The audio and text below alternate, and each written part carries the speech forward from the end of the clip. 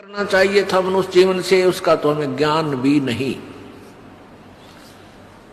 वो परमात्मा ये ज्ञान देने आए थे।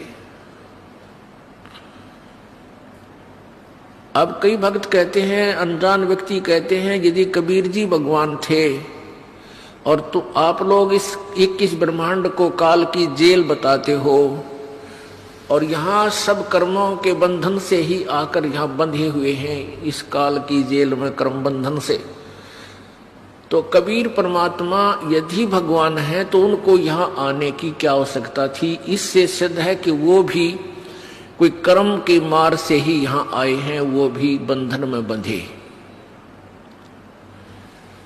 पुण्यात्माओं, ये अनाड़ी सोच होती है। आध्यात्मिक ज्ञान से अपरिचित व्यक्ति के अंदर ऐसे शंका रूपी खरपतवार का उपजाना कोई बड़ी बात नहीं। एक चुटकुला है छोटा सा। एक जेल के अंदर एक कैदी,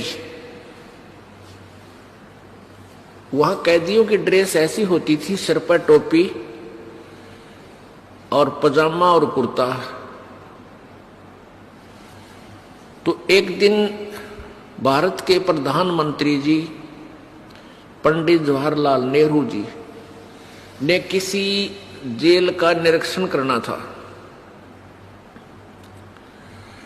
और कैदियों को स्टैंड टू कर दिया कि आज भाई प्रधानमंत्री आ रहे हैं पंडित जवाहरलाल नेहरू जी, और सबको कहा भी अपना ठीक ठाक रहिए, हो सकता है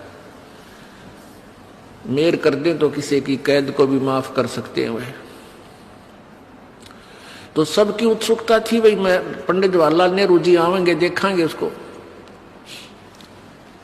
तो वो पंडित जवाहरलाल नेहरू जी जेल में प्रवेश हुए, उनके साथ बॉडीगार्ड 5-4 सिपाही सैनिक साथ थे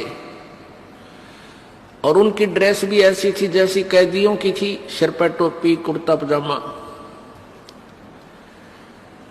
एक कैदी बोला, भाई कौन सा है जवाहरलाल नेहरू? ने बोला वो आन लग रहा। बोला अच्छा। बोला कदे कदे हम भी जवाहरलाल नेहरू बन काए थे अड़े, आन दे भाई ने, हो जाएगा थोड़े दिन में ठीक यो भी। अब उन्होंने सोचा ये भी पकड़ के लाए हैं पुलिस वाले, इस नाड़े हमारे दौरा बंद करेंगे। ने बोला कदे कदे हम भी नहीं आए थे जवाहरलाल नेहरू बन के, पराड़ा पास मेरा पट्टा के बूंदी बने इंसान के लिया, यो भी सीधा हो जाएगा। तो पुण्यात्माओं, उनकी इतनी ही सोच थी कि इस कैद में कैदी ही आते हैं और पुलिस वाले ऐसे ही पकड़ कर लाते हैं, यहां छोड़ जाते हैं। लेकिन वो राजा थे, वो किसी अपराध के कारण उस जेल में नहीं गए थे।